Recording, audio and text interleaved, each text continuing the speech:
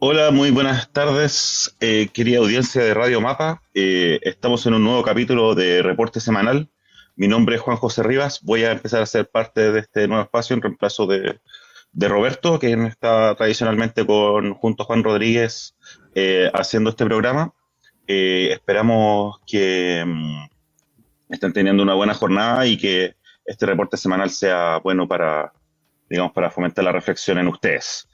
Bueno, hoy día queríamos tratar dos grandes temas. El primero es el acuerdo de cese al fuego en la Franja de Gaza, cómo se han ido desarrollando los acontecimientos en base a eso en los últimos días. Y después vamos a ver un poco, vamos a hablar sobre eh, el, el error de cálculo en las cuentas de la luz que se descubrió esta semana. Así que, bueno, Juan, te invito a ti a partir comentando lo de la Franja de Gaza para que vayamos ahí ya ejecutando nuestra conversación, digamos. Hola Juan José, hola también a todas las personas que nos estén escuchando en sus casas, en sus trayectos, en cualquier lugar, celular, YouTube, en nuestra señal online, etcétera. Bueno, así como introducías tú, Juan José, vamos a volver luego de, digamos, a estar cubriendo esto constantemente, el tema de Palestina y en particular de la Franja de Gaza. En esta ocasión tenemos noticias, pero no son buenas noticias, sino que es un poquito más de lo mismo, lo que obviamente también genera sensaciones una situación bastante trágica en lo que ocurre en Palestina. Estamos hablando en particular de que se ha vuelto nuevamente a la farsa, nuevamente a la mentira y digamos, a una imagen irreal de lo que en verdad ocurre en Palestina y en Gaza, que son cosas que el Estado sionista, y Estados Unidos, la Comunidad Europea, etcétera, han ido propiciando, como que estuviéramos siendo engañados la humanidad, digamos, por estas entidades, ya que, como sabemos, en las pasadas sesiones de la ONU, los 12 países europeos reconocieron el Estado palestino, e intentaron, digamos, con esto decir que iban a apoyar a Palestina, apoyar a resolver el conflicto, apoyar también la autodeterminación del pueblo palestino y terminar por fin con la segregación, el apartheid que sufre esas personas de esa nacionalidad en sus tierras, digamos, que actualmente se ha apropiado Israel. Estas señales que se dan en la ONU, digamos que numéricamente no aportan mucho, ya que son más de 150 los países que previamente reconocían a Palestina, y ahora se suman estos países europeos como en el fondo subiéndose al carro de los justos, pero sabemos que en realidad esto no tuvo mayor consecuencia, no, por ejemplo, posterior a eso no se inició ninguna acción para pacificar la zona, tampoco se presentaron grandes sanciones en contra de Israel, sino que fue un maquillaje y digamos, un saludo a la bandera por parte de estos países y de cierta forma también para mantener a su propia gente tranquila. Por ejemplo, está el presidente Sánchez en España que también se sumó a esto, que dijo que iba a sancionar a Israel, etcétera, etcétera, pero sabemos que en la práctica esto no ocurrió. Entonces, digamos, en esta dinámica que nos estamos moviendo, como sabemos, ocurrió también esta fantástica idea del acuerdo de paz de Donald Trump, eh, que básicamente incluía que Israel se iba a retirar de la Franja de Gaza y de los territorios de Cisjordania. Asimismo, también jamás se tenía que desarmar, tenía que entregar las armas. El territorio palestino iba a ser controlado por un ente administrativo aparentemente nominado por Estados Unidos, que iba a ser el garante de que terminara el genocidio, un gran garante de aquello, digamos. Y lo más importante, o al menos lo que se concretó, fue el intercambio de rehenes. En el sentido, y esto también como especificando la forma en que se nombran estas personas en los medios de comunicación, ya que se habla de que Las personas palestinas prisioneras por Israel son presos, pero los prisioneros de Hamas en la Franja de Gaza son rehenes, siendo que en la práctica ambos son rehenes, y en particular en el caso de los palestinos secuestrados no tienen garantía de ningún tipo de Estado de Derecho, son personas que se llevan presas sin ningún tipo de juicio, ni acusación, ni nada. O sin derecho a defensa, etcétera. Entonces estamos hablando de que en lo práctico ambos son rehenes y estos intercambios se han desarrollado. Israel durante la semana entre el 13 y el 19 de septiembre liberó y devolvió a Palestina 2.000 presos que habían sido secuestrados desde que comenzó, digamos, esta etapa del genocidio hace 2 años, desde el 7 de octubre, sin liberar, digamos, los presos que tenían previamente, o si es que se liberó alguno, no fue mayoritariamente. Es decir, aún en este momento existen cárceles israelitas que tienen, digamos, prisioneros palestinos injustificadamente. Y por su parte también Hamas entregó 20 rehenes, que eran los 20 rehenes que aún conservaban con vida, digamos, rehenes que habían sido secuestrados en una fiesta tecno el día 7 de octubre en las cercanías, digamos, de la Franja de Gaza, que eran, digamos, israelíes. Siendo esta la situación,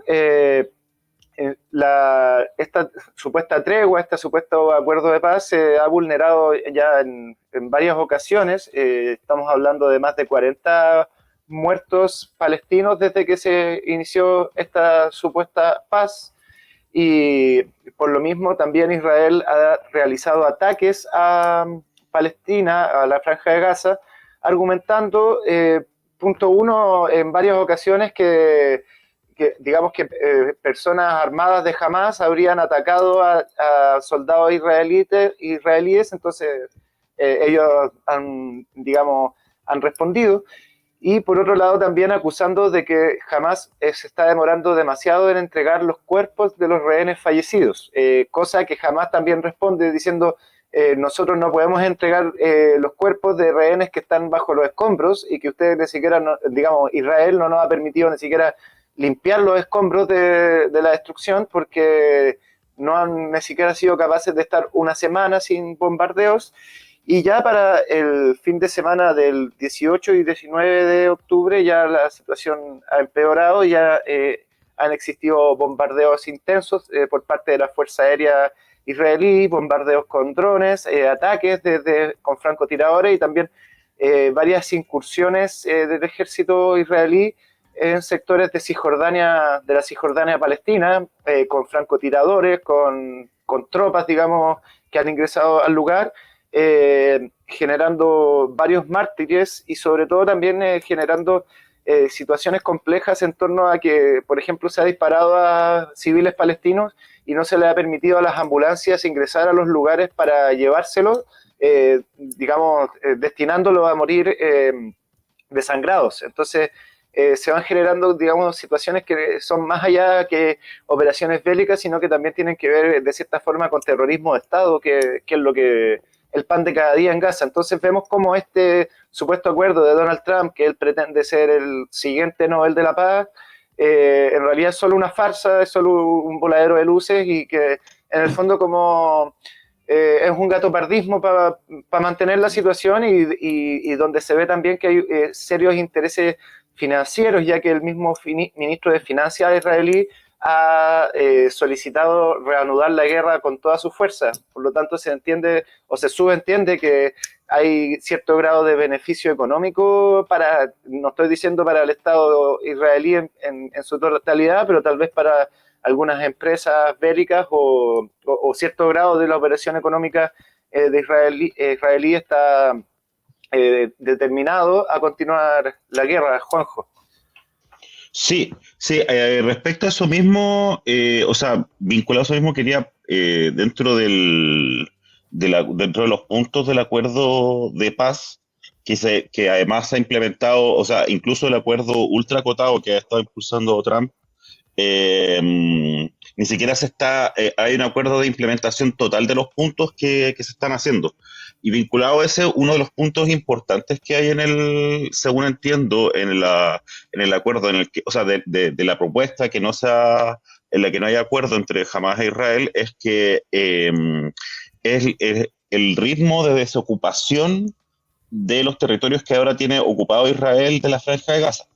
Recordemos que este año empezó la invasión en tierra después de los bombardeos de los sectores que estaban más destruidos y que están ocupados, y que de hecho parte de este argumento para reanudar los bombardeos había sido también la violación del espacio que estaba resguardado por el ejército israelí. Eh, La línea y, amarilla, como la llaman. claro, la línea amarilla que le pusieron.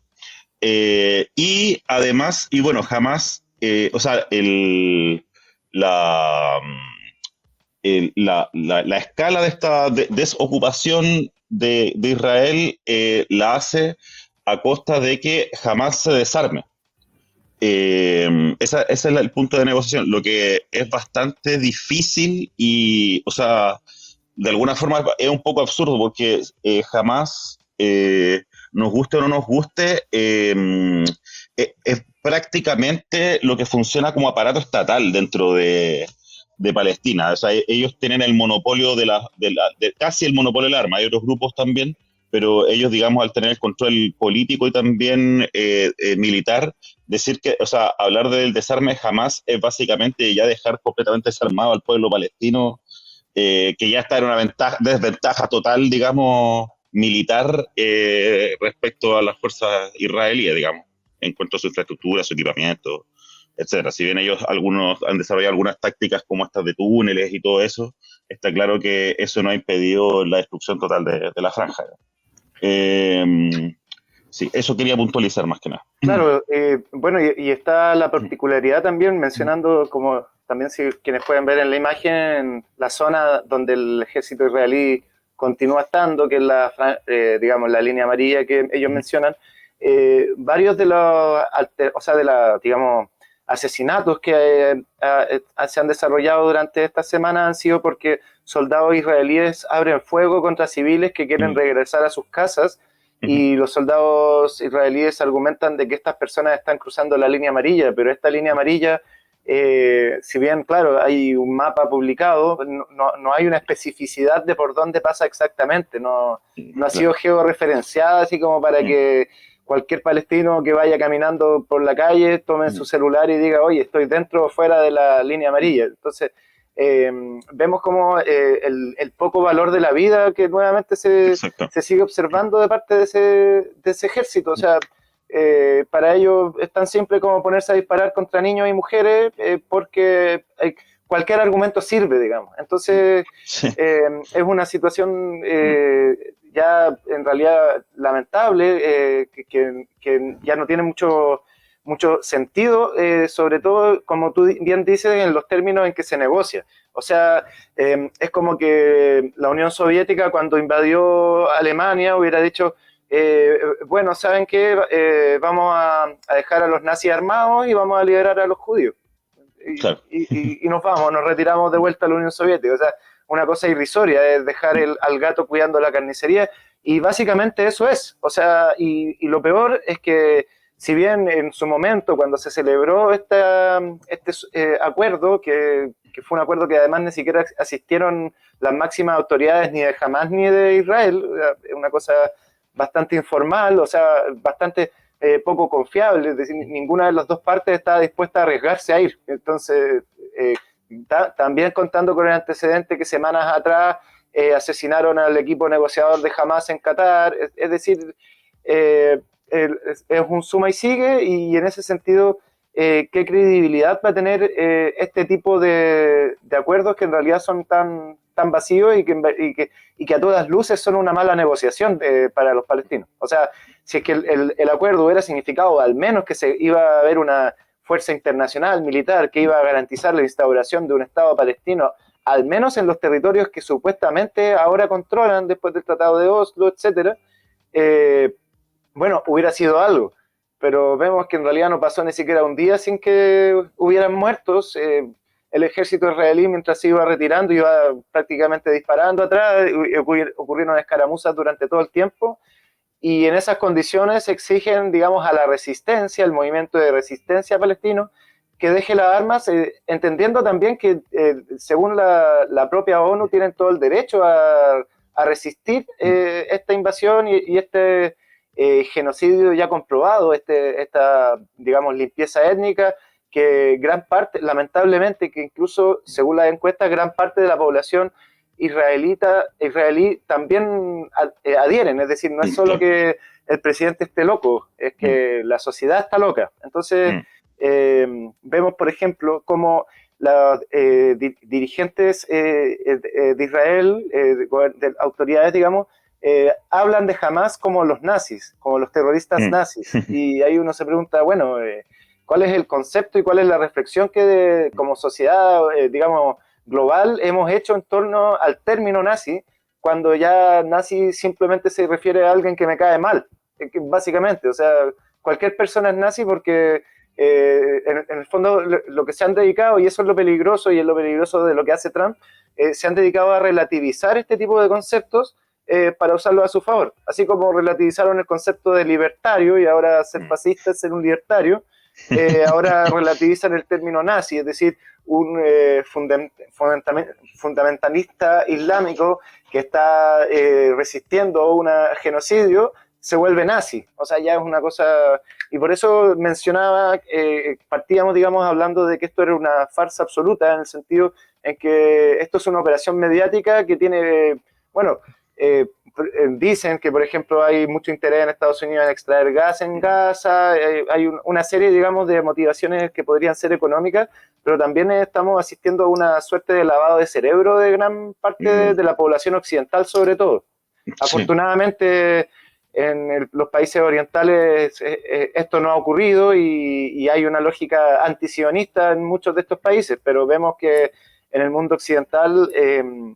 digamos, y probablemente por la vinculación de las religiones judeo-cristianas, como que está ocurriendo una especie de limpieza de imagen a situaciones que está perpetrando Israel que están muy lejos de ser limpiables. O sea, aquí estamos hablando de una situación en la cual hay dirigentes políticos y militares que deberían estar enfrentando juicios por violaciones a los derechos humanos y crímenes de lesa humanidad, y que probablemente tendrían que tener cadenas perpetuas, etcétera, y lo que vemos es que está el presidente de Estados Unidos haciendo un show de paz que al final es solamente sacarse fotos, claro. Y de hecho que todos los anuncios y todo se hace desde Estados Unidos, que en el fondo esta es una situación de colonialismo clásico, es una situación imperial y está muy lejos de ser la solución para el pueblo palestino. Entonces, esto se está volviendo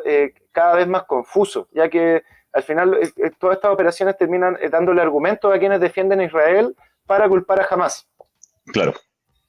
Sí, sí, bueno, todo esto, esta guerra en particular, y en general todo lo que ha sido los conflictos en Medio Oriente, como para redondear un poco, siempre se han librado desde también en una dimensión comunicacional súper fuerte. O sea, desde la guerra del Golfo hay una serie de análisis de pensadores de las comunicaciones, filósofos, etcétera, que han hecho como un poco el seguimiento de cómo se han ido haciendo estos constructos discursivos en la prensa occidental para, por ejemplo,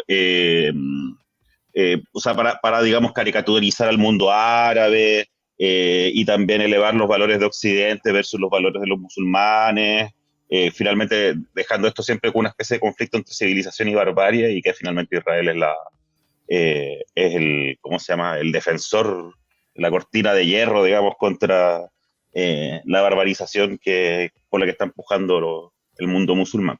Claro, como diría Franco Parisi, Israel es el defensor de los valores occidentales. Exacto, exacto. Claro. Entonces, finalmente es esto como todo el encuadre, o sea, es parte de la guerra, de la dimensión comunicacional de esta guerra, digamos, o de este genocidio. Claro. Y bueno, y ahí está, por ejemplo, uno de los temas ya ridículos de este supuesto acuerdo de Donald Trump, es que en la administración de esta, como de de este estado fantasma que le querían dar a Palestina, así como esta administración en donde decían que esta administración iba a ser supervisada por tecnócratas palestinos. ¿Qué es eso? O Claro. sea, como que ya partimos mal, pero el otro es que uno de los participantes de esta administración iba a ser Tony Blair, que tuvo toda la influencia de la guerra de Irak, terminó derrocando a Saddam Hussein, y que por lo tanto es una persona no muy querida en Medio Oriente, considerando que, por ejemplo, en Irak esa guerra es una herida que aún no se ha cerrado. Entonces, digamos, es como un programa de farándula que la única lógica que tiene es como que Estados Unidos y Donald Trump digan, miren cómo los pisoteamos. Claro. Muy similar a lo que está haciendo en América Latina, en el Caribe, destruyendo barcos, botes pescadores venezolanos y ahora colombianos, es decir, ya con una cuestión, digamos que no hay ningún sentido del derecho y de los derechos humanos. Y más encima te meten estas provocaciones, estos personajes que ya están bastante gastados, pero que los vuelven a revivir considerando la utilidad que tienen para sus fines, que tiene más que ver con la propaganda interna que con resolver el conflicto. Entonces, claro, esta es la situación, lamentablemente, y bueno, y lamentablemente volvemos a hacer una edición más de este programa teniendo que tocar estas muertes. Sí, así es. Es muy lamentable todo lo que está pasando. También diría que, digamos, esta rapidez con la que emergió este acuerdo de paz también tiene que ver con precisamente o sea, yo creo que le convenía un poco también a Israel en el sentido, o sea, en varios sentidos, pero también en el sentido de que no se siguiera hablando del tema del Estado palestino. Claro. Mejor hagamos una paz ficticia ahora y con eso cerramos todos los conflictos nomás. Claro. O sea, es como ganar el partido por secretaría. Ganar el partido por secretaría, claro. Tenemos un poquito el genocidio, ya no nos acusan de genocida. Claro, porque el problema, por ejemplo, es que ahora dejaron entrar a los camiones con alimentos, pero llegan los colonos y no los dejan pasar. Y ponen coches con guagua al frente del camión para que el camión no avance. O sea, ya no hay cómo. No hay cómo. No, es terrible. Pasemos al siguiente tema. Pasemos al siguiente tema. Bueno, vamos a entrar ahora a la contingencia nacional. Ha sido como la gran noticia política, que en realidad no es política, es más bien económica de la semana, que es este error en el cálculo del valor de las cuentas de luz. Específicamente, lo que sucedió fue que la Comisión Nacional de Energía, CNE, que es la encargada de realizar el cálculo de cuánto se tiene que cobrar, hacer el cobro de la luz en las distintas regiones o en las distintas zonas de las distintas regiones. Lo hace calculando en el fondo, nosotros pagamos por kilowatt que consumimos, más algunos gastos como de mantención y otros de infraestructura. Lo hizo agregándole 2 veces el ajuste por inflación. Al parecer, porque además ya vamos a entrar en que hay hartas zonas grises respecto a este tema, se dio a entender de que en el fondo este cálculo siempre había estado hecho en UF, lo que permite como hacer que la inflación se esté considerada en el cálculo, y además automáticamente, y le volvieron a agregar el cálculo por inflación. Entonces pagamos 2 veces el IPC, el aumento del IPC en las cuentas de la luz. Había dicho que hay hartas zonas grises, digamos, en lo que pasó, digamos, respecto a este tema. Más allá de entrar en estas, como en esto de que, o sea, en esta especie de recuento de desde cuándo el Estado lo sabe, desde cuándo se dijo y todo eso. La primera zona gris que me pareció importante como señalar es que Pardo, antes de, bueno, esto desembocó en la renuncia tanto del director de la CNE como del ministro de Energía, Diego Pardo. Él, un poco antes de renunciar, digamos, el día que renunció, antes de que se oficializara su renuncia, él comentó de que igual el informe era preliminar. Entonces, además, no se sabe todavía muy bien la magnitud de dineros y de con cuánto se estuvo recargando las cuentas de la luz a los usuarios. Además, también hay dudas respecto a desde cuándo estamos realmente pagando esta mala fórmula, porque también Pardow señaló que este cambio venía desde un cambio en la fórmula que había establecido el gobierno de Piñera, el gobierno anterior de Piñera. Eh, y de hecho, bueno, de hecho la candidata Janet Jara señaló eh, que esto venía incluso, podría estar sucediendo desde el año 2018, entonces la cantidad de plata ya empieza a ser bastante estratosférica la que están ganando. Eh, y por otro lado, y otra de las grandes zonas grises que yo creo que es lo más importante y al mismo tiempo sorprendente de esto es el tema el tema de la responsabilidad de las empresas. Es muy inverosímil de que las empresas no se hayan dado cuenta de que estaban ganando más plata. O sea, me imagino que estas empresas que son empresas grandes, que tienen buenas proyecciones de lo que van a ser sus utilidades, además dentro del contexto de un negocio monopólico que les otorga básicamente una ganancia ya prefijada, que no se hayan dado cuenta en sus balances contables o de ganancias que estaban teniendo ganancias extraordinarias respecto a lo que ellos tenían proyectado. Eh, Ahora bien, y esa otra zona gris que no se sabe muy bien, digamos, o por lo menos no se ha aclarado sobre la prensa si es que existe una responsabilidad legal de las empresas de informar ese tipo de errores. Eh, pero sí no me queda ninguna duda de que si el error hubiese sido inverso, es decir, que si un error de cálculo hubiese perjudicado las utilidades de las empresas eléctricas, eh, estas se hubiesen dado cuenta muy rápidamente y probablemente, y si que no se hubiesen dado cuenta rápidamente, se hubiesen dado cuenta con más tiempo, le hubiesen puesto una demanda gigantesca al Estado y habría una batalla jurídica importante, o sea, terrible y que podría tener un montón de costos para el Estado. Eh, y esto último lo vinculo además con otra cosa, digamos, que es precisamente la solución que daría el Estado frente a eso, digamos. Me pongo en este supuesto que no va a ser, porque no es el caso, digamos, pero porque lo que ya pasó, de hecho, con las ISAPRES y lo que pasó también con el subsidio de la luz, es que finalmente se traspasan los costos de estas cosas a los usuarios. Y ahí también se vincula un poco con el problema que venía de la luz desde los subsidios, que fue la gran subida que tuvimos desde el año pasado de las cuentas de la luz, cuando ya cuentas de 40.000 pesos empezaron a salir de 70, 80.000 pesos, que fue precisamente por este cargo a los usuarios que se hizo digamos, de los subsidios que se habían dado durante el estallido social y la pandemia. Entonces, por ese lado, digamos, por error, por voluntad y hubo omisión, digamos, justo todas estas, eh, o sea, todos los problemas que tiene el sistema eléctrico hoy en día en Chile, en términos de los costos, se están cargando los usuarios y no se ha querido dar una discusión más seria respecto a finalmente cómo tener una política de mediano a largo plazo que reduzca estos costos más drásticamente, digamos. O sea,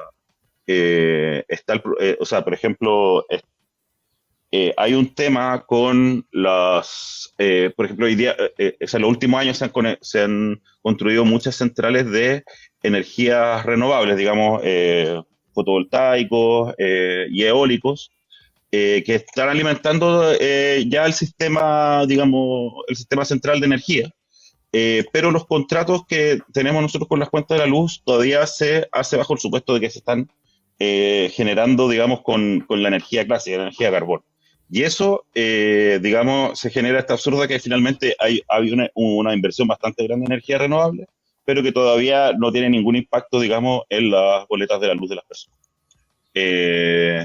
Lo que además, desgraciadamente, le ha permitido a los candidatos negacionistas del cambio climático señalar que en realidad las energías renovables dan lo mismo y que se nota que en estas mismas inversiones que han habido, al no impactar en las cuentas de la luz de las personas, en realidad deberíamos seguir con el paradigma antiguo. Eh, otra, y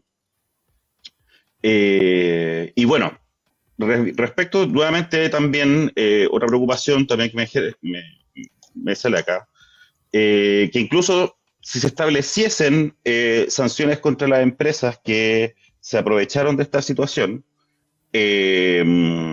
ya pasó con los socavones de Concón, que las constructoras le achacaron la responsabilidad al Estado por haberle dado mal el permiso. En el Ujú. fondo el argumento fue, aquí el Estado tiene que pagar por este error, ya que nosotros quisimos invertir de buena fe, entre comillas, y el Estado nos dio el permiso, por lo tanto que se equivocó el Estado. Y nosotros no pagamos ningún costo de que se le haya caído, digamos, un departamento básicamente al lado eh, Una consulta, de un Juanjo. socavón. Tú sabes más o menos, ya porque tenemos este asunto de los contratos mal hechos, digamos, que ocurrieron hace unos años, previo al boom de la energía limpia, en particular de la eólica y la solar, que se hicieron estos contratos garantizando de que el cobro de la energía de la empresa distribuidora iba a ser en base al IPC de Estados Unidos, al precio del carbón y al precio del petróleo. Ya eso ya genera una lógica en que aunque fuera más barata la electricidad, te seguirían cobrando lo mismo y es un win-win para la empresa de cierta forma. Pero Claro. además de eso ya está doble cobro del IPC. Más o menos qué porcentaje de más está pagando, por ejemplo, una familia que ahora está pagando 10.000 pesos al mes, digamos, en la luz. ¿Cuánto estaría pagando de más? ¿2.000 pesos? ¿3.000 pesos? Como la magnitud un poco de este cobro Claro. excesivo, porque eh, la cantidad de plata que se juntó, digamos, son varios 112.000 millones de pesos. Entonces, Sí, eso más o menos, ¿cuánto es el porcentaje que implica para una familia ese cobro excesivo? claro. Sí, bueno, como decía el mismo Pardo y también ahora el biministro García, que está de Economía y de Energía, han insistido en el carácter preliminar de este informe. Sí han adelantado algunas cifras, de hecho decían ahí las matemáticas no me cuadraban mucho, porque si el problema era que se ajustó al IPC, el IPC del 2024 fue de un 4,5%, y ellos están hablando de que aproximadamente sería eh, un 2% lo que bajaría la cuenta de luz desde enero con la fórmula corregida. Ya. Eh, entonces, digamos, Claro, pero ya o estaban sea, si subiendo la un aritmética 8%. simple, digamos, si nos basamos en la aritmética simple, claro, claro, entonces en la aritmética siempre dice ya, si la inflación fue de un 4,5%, nos están cobrando un 4,5% más. Pero por un lado no sabemos bien desde cuándo se está aplicando esto. Eh, También, por ejemplo, me imagino que la tarifa es anual, no logré encontrar esa información mientras la buscaba, pero por ejemplo, si fuera trimestral y está amarrada a la UEF cambia todos los meses, entonces a lo mejor digamos, esos recargos los tenemos ya, o sea, ya tenemos toda la inflación acumulada del 2025 también. Claro. Entonces, los números que se han estado dando son un poco raros, o sea, yo no entiendo por qué no es simplemente la inflación acumulada, digamos, como que si era supuestamente eso el recargo que estaban teniendo. Y tampoco entiendo por qué disminuiría tampoco la cuenta de la luz, que sería un 2% inicialmente, debido a este error de cálculo, siendo que la inflación ha sido más alto que eso. Eh, entonces, esas son parte de las cosas que te van a tener que irse aclarando en este tema. Yo creo que es un problema político mayor, en el sentido de que las vías de solución de esto, del tema de las compensaciones a los usuarios, de cómo se va a dejar de cobrar a las empresas, de las eventuales responsabilidades que tengan las empresas, y todo eso va a tener para largo. A mí, yo tengo la desgraciada tincada de que esto va a desaparecer un poquito con el tiempo, se va a ir dilatando con el tiempo va a perder vuelo mediático y después va a terminar en alguna especie de solución ad hoc, estilo ISAPRES o el subsidio de la luz ya previo, digamos. Claro. Eh, Quiero creer que no sea así, pero me tinca que va a terminar siendo eso, lo que sería bastante triste nuevamente porque los usuarios terminan pagando el abuso de los empresarios y los errores de los funcionarios públicos, o sea, ni siquiera de los funcionarios públicos, sino de las directivas de las direcciones, digamos, en este caso de la CNE. Claro, y en ese sentido también el punto político de esta situación, porque, o sea, esto no, bomba, digamos, no ocurrió en otro momento que ahora, y eso también tiene una serie de consecuencias que tienen matices políticos, es decir, Sí. el ministro Pardo le explota esto en la cara, pero a un mes de las próximas elecciones, y es precisamente el cobro de los precios de la luz un tema muy sensible para la ciudadanía chilena. En parte porque los subsidios de la cuenta de la luz no llegan a gran parte de la población, es decir, como que es muy selectivo, digamos, a quién le llega el subsidio en lo práctico, y por otro lado, porque el gobierno de Gabriel Boric, el actual gobierno, en el primer año de gobierno hizo una medida que fue terminar con el cobro de sobreconsumo de invierno, la tarifa de invierno. ¿Y eso qué significó? Que muchas familias pudieron, por ejemplo, optar por tener calefacción de electricidad, considerando que, por ejemplo, un calefactor eléctrico les iba a gastar lo mismo que un calefactor a parafina o un calefactor a gas, entonces, por ser más seguro, por ser más práctico, por no estar, digamos, emitiendo contaminantes dentro del hogar, y esto es un ejemplo nomás, digamos, se optó, ya vamos por por la electricidad, hervidores eléctricos, etcétera. Es decir, es una temática de los hogares chilenos muy recurrente el estar migrando continuamente a la electricidad en distintas funciones del hogar. Entonces, cuando se hizo esa bajada, o sea, se quitó esa tarifa de invierno, en el fondo como que se dio chip libre para que chilenos usen electricidad. Y posteriormente a eso, los 2 años subsiguientes están ocurriendo estos aumentos constantes del precio de la electricidad injustificados, y ahora nos enteramos de que fue totalmente evitable, que parte de ese aumento del precio fue un error digamos, de los tecnócratas del Ministerio de Energía y no tenían nada que ver con el servicio que se estaba entregando y ni mucho menos con el valor que significaba producirlo. Entonces, ya es un tema muy sensible que genera una condición subjetiva de que la gente piense que se la están cagando, que particularmente, de hecho, el argumento esencial de la ultraderecha, que el Estado te está cagando, y miren cómo nos caga. Entonces, ahí también se genera la suspicacia, y yo creo, personalmente digo que fue bueno que el presidente le pidiera la renuncia al ministro Pardo, porque uno no puede decir, yo no tengo la capacidad de decir, bueno, Pardo en realidad lo que estaba haciendo estaba coludido con las empresas distribuidoras y él miró para otro lado sabiendo que eso estaba ahí, para que las empresas ganaran plata y total, qué sé yo, pues con alguna forma de coima se asegura el futuro o termina trabajando en una de las empresas. Vaya a saber uno, porque yo, digamos, no conocía a Pardo antes de ser ministro y quizás en un año más no sepa dónde va a estar, quizás desaparezca de la esfera pública, pero entonces generan esta suspicacia y entonces uno se pregunta, bueno, pero ¿cuántos millones se está gastando en funcionarios del Ministerio de Energía y ninguno se dedica a ver exhaustivamente cómo bajar el precio del valor de la electricidad? Porque una cosa es decir, no lo vi venir, no estaba pendiente del tema, estábamos preocupados de otras cosas, pero entonces, ¿cómo en las reuniones de gabinete no es un tema esencial bajar el precio de la luz para los consumidores? O sea, tenemos ciudades, por ejemplo, en que han quebrado las empresas que hacen las lecturas de los medidores y de repente a las personas les llegan cobros de 100.000 pesos, 200.000 pesos, 300.000 pesos, cantidades que una familia difícilmente puede pagar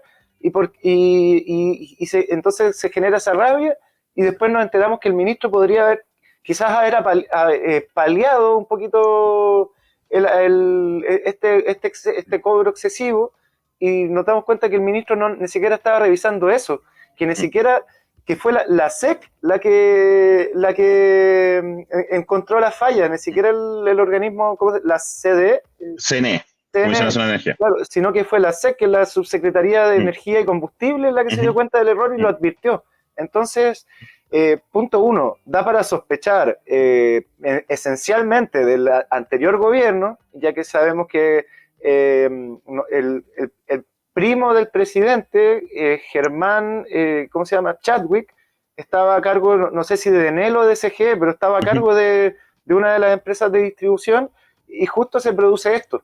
Y ahora también podríamos sospechar del actual gobierno cuál es el nivel de fiscalización que se le está dando a estas empresas que funcionan con monopolios naturales, porque yo no puedo decir en mi barrio, distinto con la internet, yo puedo elegir entre Claro y no sé, Mundo, Hogar, ¿ya?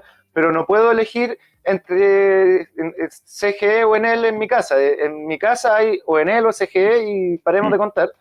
Y resulta que el Estado, en esta condición de abuso, o sea, de monopolio natural, de que la empresa prácticamente puede hacer lo que quiera, ni siquiera fiscaliza el precio que están cobrando. Entonces, yo creo que es muy lamentable la situación, digamos, para la situación política, para el eventual segunda vuelta donde estaría ganando la derecha, y tenemos un Estado que no se dedica ni siquiera a una de sus funciones más básicas, que es proteger a los pobres, a las personas más desposeídas, y lo que hace es garantizarle el provecho a los empresarios, a la burguesía y al pueblo, digamos. El pueblo ya no se lo deja, digamos, prácticamente esclavizado en situaciones que cada vez más se parecen a una lógica de esclavitud. Te hacen vivir de cierta forma para poder estarte cobrando mayor cantidad de plata. Entonces, si comparamos, por ejemplo, en América del Sur, o sea, en Latinoamérica, los países que más ganan, o sea, que más cobran por el kilowatt en Latinoamérica, Chile está cuarto. Primero está Uruguay, después El Salvador, después Colombia. Y Chile, con toda la capacidad hidroeléctrica, con toda la capacidad de paneles solares, de energía eólica y también de la energía, o sea, de las centrales térmicas, está en cuarto lugar. Luego viene Guatemala, Perú, Costa Rica, Brasil, Bolivia, Ecuador y Argentina. Entonces no estamos hablando que particularmente Chile cobre poco por este servicio, sino que es una situación de abuso total. Por lo tanto, es bastante preocupante en ese sentido de la proyección de país que se está generando con este tipo de conducta en el empresariado y esta negligencia en el Estado. Claro, claro, sí, pues sí, no, al final esto es muy, digamos, es una anarquía en el mal sentido, digamos, o sea, por un lado un Estado que ni simplemente no ve lo que pasa frente a sus narices, claro, y los empresarios haciendo lo que quieren, y incluso utilizando prerrogativas para poder desligarse de cualquier responsabilidad que puedan tener. Yo lo último que quería redondear al respecto de esto, es que además las tarifas eléctricas, y esto ha sido señalado varias veces por el Banco Central cuando hubo estas alzas fuertes, fueron señaladas como grandes causantes de la inflación, del IPC, de los IPC altos que tuvimos especialmente en 2023, entre 2022 y 2024. Y eso, bueno, que el IPC se mantenga alto, bueno, de hecho, esto lo publica el Banco Central en los informes de política monetaria, donde justifican de por qué no sube, o sea, por qué no baja la tasa de interés, que es algo que permite, digamos, la baja de tasa de interés abarata los créditos hipotecarios, facilita la inversión, le puede generar más trabajo, y además impacta en los precios generales, porque, por ejemplo, si yo soy un empresario que vende manzanas, me sube el costo de la luz en mi local donde vendo las manzanas, tengo tres opciones: asumir la pérdida, reducir costos por otros lados, o cargar el costo a las manzanas. Y la tercera opción suele ser una de las más utilizadas en general en las empresas. Entonces, eso después sube también la inflación, genera como un efecto dominó dentro de la inflación y el costo de la vida de las personas. Claro, y Entonces, afecta además, la capacidad de ahorro también de los hogares. exactamente, y afecta la capacidad de ahorro. Entonces, todo eso es finalmente es súper perjudicial, es súper perjudicial. O sea, con los servicios básicos, digamos, hay que tener mucho cuidado siempre con los costos porque los efectos en cadena que generan son súper complicados en términos económicos. Claro, y me llama la atención, esto, o sea, lo voy a tirar como hipótesis, pero como, según lo que tú dijiste, me da la impresión que el IPC estaba subiendo porque estaba subiendo la cuenta de la luz. Y la cuenta de la luz estaba además metiendo un IPC que hacía que subiera Sí, más la cuenta de la luz, entonces es como una especie de especulación financiera esta cuestión. claro, claro, Ah, sí, es terrible. terrible. Sí. Bueno, esas son las noticias. Este reporte semanal no hemos tenido buenas noticias, pero la única buena noticia es que lo estamos haciendo. Luego de unas cuantas semanas en que tuvimos un receso, Sí. hemos vuelto con este programa de Radio Mapa, Radio Emergente, que por sobre todo busca darle otra mirada a temáticas que afectan tanto a Chile como al mundo. Así es. Muchas gracias, Juan. Bueno, sí, pues vamos a estar aquí reanudando la periodicidad del reporte semanal, así que espero que nada, pues, tengamos mejores noticias que analizar en el futuro. Claro, por supuesto. Sí, un Y que sean abrazo. noticias buenas de verdad, no a medias. Sí, no a medias, claro. Claro, También no noticias malas disfrazadas de buenas, claro. como el caso de Gaza. Ya, pues. Ya pues, muchas Chao, gracias, chao. Juan. Que estés muy bien. Cuídate mucho. Igual.